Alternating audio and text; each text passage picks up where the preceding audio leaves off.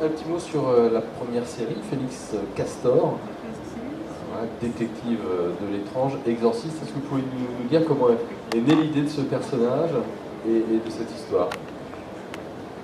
I was at that time I was writing the comic book Hellblazer, which has now become the TV series also. And I guess Hellblazer was my pitch. I showed it to an editor, a British editor, Darren Nash, and said I could write you a novel that was a little bit like this, that had this flavour to it. And he was a great comics fan. He liked Hellblazer very much, so he commissioned the book, which became 5 books, and there will be a 6th at some point.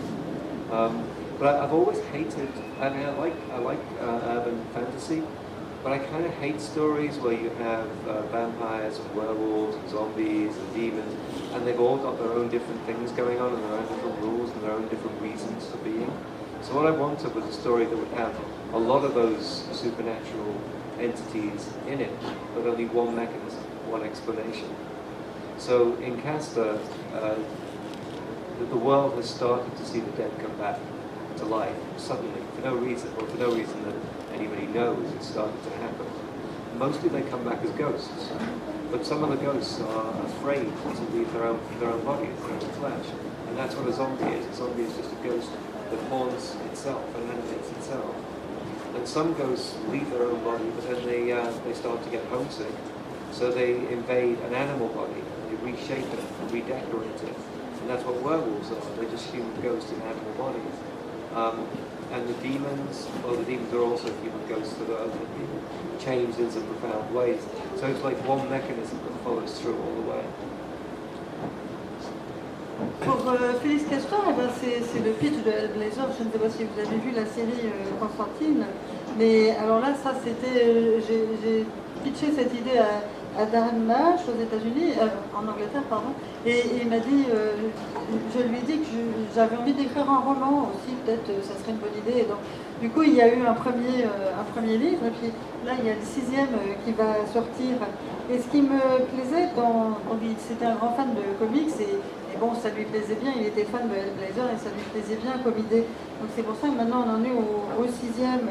Et la différence, moi, ça a commencé à me lasser d'avoir des explications différentes en fantasy urbaine avec les loups-garous, les vampires, et les démons et les autres personnages surnaturels. Et moi, j'avais envie de créer un monde de personnages surnaturels qui serait devenu pour une seule raison. Donc, je voulais créer une seule explication qui expliquerait tous ces personnages surnaturels.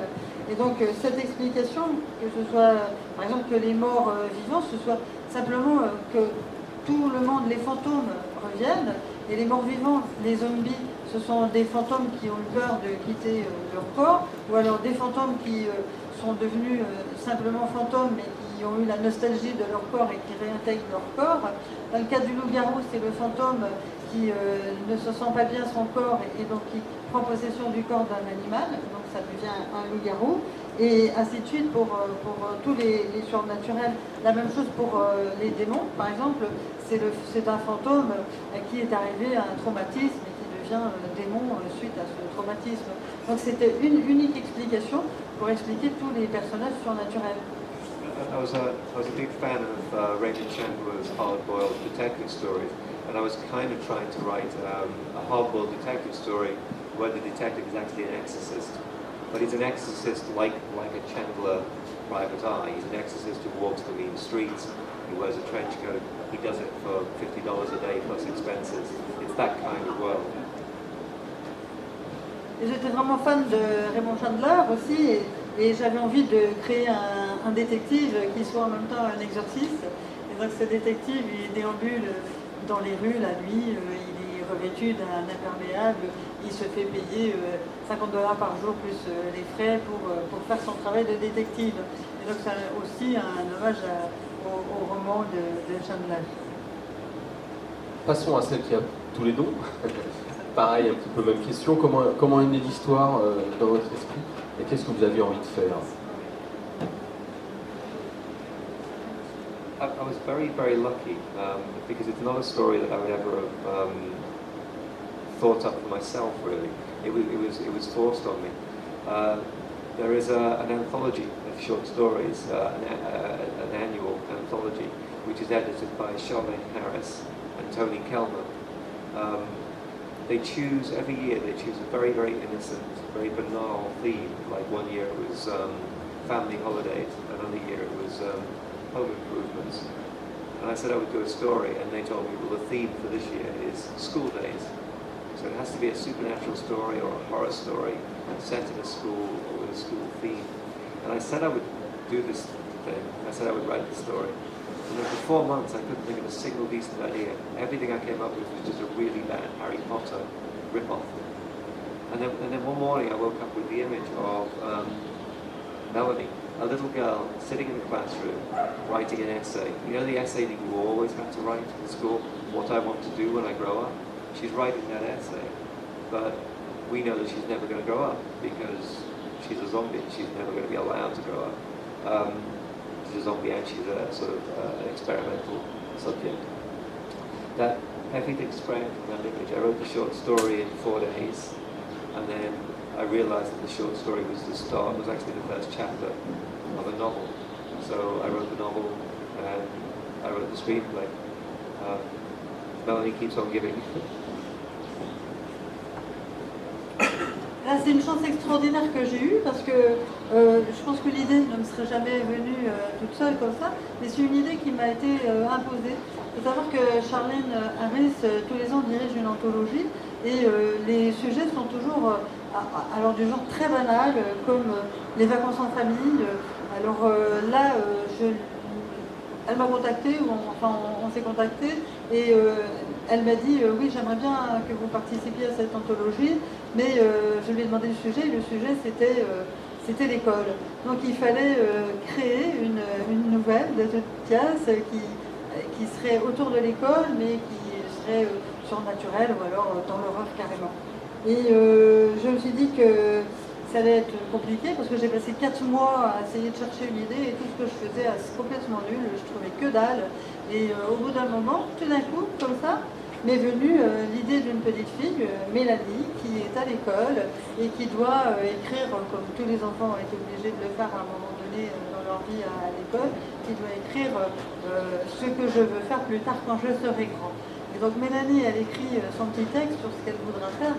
Et en fait, on sait qu'elle ne va jamais grandir parce qu'au fond, c'est une zombie et elle est sujet d'expérience et elle ne va jamais grandir.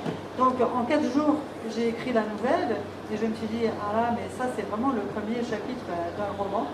Et donc voilà, j'avais le premier chapitre du roman et après, j'ai continué, c'est devenu le roman. Est-ce que c'est facile d'écrire sur les zombies quand il y a plein de films, de livres, de bandes dessinées?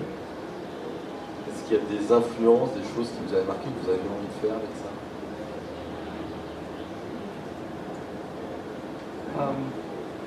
I think my biggest influence was Mary Shelley's Frankenstein, which looked at from one angle is a zombie novel. It's certainly about a guy who comes back from the dead, or he comes back in jigsaw pieces.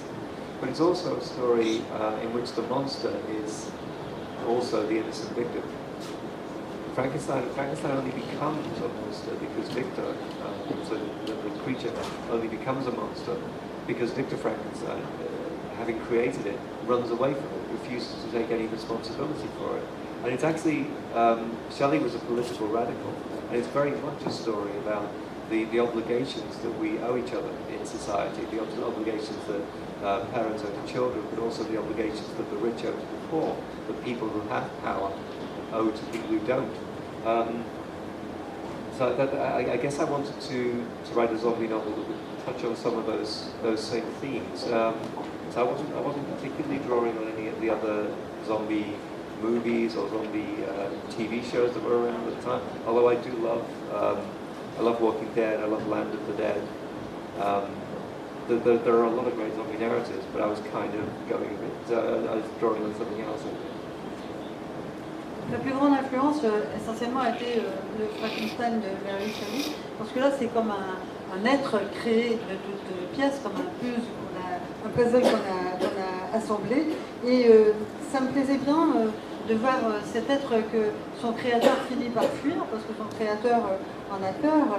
Et pour moi, bon, il faut savoir que l'auteur était une véritable radicale en politique, et pour moi ce roman concerne les obligations que nous avons, les riches envers les pauvres, les parents envers les enfants, et c'était vraiment un roman sur la responsabilité et les obligations. Donc c'est là d'où me vient mon inspiration, beaucoup plus que des séries télé ou des films, parce que c'est vrai qu'il y en a beaucoup. Et je suis vraiment fan de séries comme Walking Dead personnellement. Et il y a beaucoup de zombies là. En ce moment, c'est un peu un phénomène de mode. Et moi, je suis très fan. Est-ce que finalement, dans votre roman, c'est pas Mélanie le personnage le plus humain? She is the most human. She's also kind of the touchstone for everybody else's humanity. So this little zombie girl, this 10-year-old zombie girl who is actually very cute, very sweet, very intelligent, very emotionally warm. She's a nice kid. You judge everybody else in the novel by whether they are able to make the jump to see the child inside the monster. In a way, whether they are able to do that or not, that decides their fate, that decides what happens to them in the story. Et oui, effectivement, Mélanie a toutes ses qualités. Elle a 10 ans, elle est mignonne, elle est intelligente, elle est chaleureuse. Et ce qui arrive, c'est qu'à la fin, on finit par se dire on finit par comprendre que la réaction qu'ont les autres personnages à cette petite fille, ceux qui sont capables de voir son côté humain, de percevoir son côté humain, c'est très déterminant, ça sera très déterminant pour leur destin dans l'histoire. But it's also kind of a coming-of-age story, in spite of the fact that she's a zombie and a laboratory rat. In a way, the journey that she has to make is the journey that every child has to make. She starts off by seeing the adults around her as all powerful and as sort of having the answer to every question, particularly her teacher, Miss Chesterton. She has an incredibly strong crush on her teacher. She worships her. But in the course of the story, she has to realize that all these adults have their limitations, the things that she can do that they can't. And it's her who in the end has to make the decision as to what will happen to the entire world, what the future of the world will be. Il faut savoir que, en fait, en tant que zombie, elle est uniquement un sujet d'expérience, mais en même temps, c'est une petite fille pour qui les grands ont tous les pouvoirs, et elle adore sa professeure, Mademoiselle Justino, et pour elle, donc les grands ont tous les pouvoirs et ils savent tout, mais de fil en aiguille, dans le roman, on se rend compte que c'est elle, finalement, qui pourra aider les grands, qui pourra venir à l'aide des grands, et c'est elle qui a le pouvoir de les aider, et c'est elle qui à la fin décidera de l'avenir du monde.